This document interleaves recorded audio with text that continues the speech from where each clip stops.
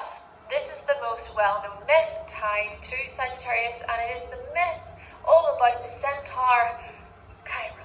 Now, Chiron was the wounded healer, and do keep in mind the minor planet / asteroid Chiron in the birth chart. Though, just to mention briefly, centaurs are creatures from Greek mythology. They have the upper body of a human and the lower body and legs of a horse. They lived in the mountains of, I'll just insert the word here, and there are many centaurs to explore, but essentially they were wild, okay? They were untamed. They were unruly horses. They mostly gave in to their animal urges, their animal instincts, and they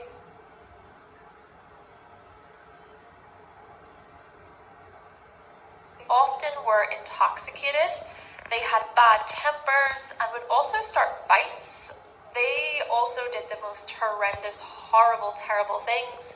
Their lack of morality resulted in them making many enemies, and Hercules actually killed many of them. Still, the centaur Chiron was different to the other centaurs. Very different.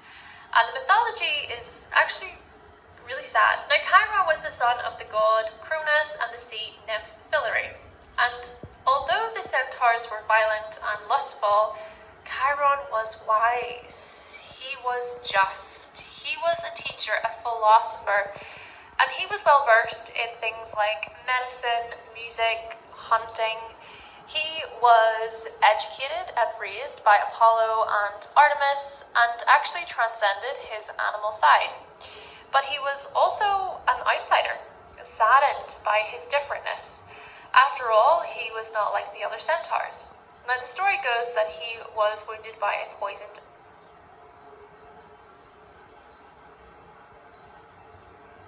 arrow. Now, in some versions of the myth, Chiron was pierced with an arrow belonging to Hercules, but it had the blood of the Hydra on it. And then in other versions, a poisoned arrow was accidentally shot by Hercules whilst they were under attack. But Hercules bargained with Zeus. He asked to exchange Chiron's immortality for the life of Prometheus. Who was Prometheus?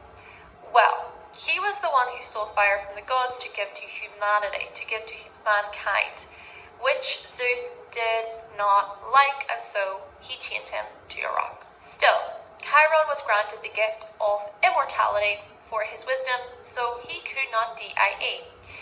But the wound still remained. Chiron was the wounded healer, a sage who could share his wisdom and his knowledge with the world, but according to Liz Green, because of his injury, he understood the very nature of pain. And so, he was a healer, but could not heal himself. Naturally, this myth applies strongly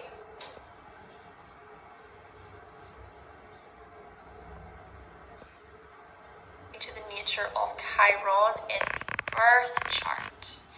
But it also adds to the very archetype of Sagittarius. Consider Chiron's wisdom. Consider his ability to tame his impulses. See, with Sagittarius, there is an immortal and mortal side. This side that reaches to the heavens, and this side that is very much rooted in reality.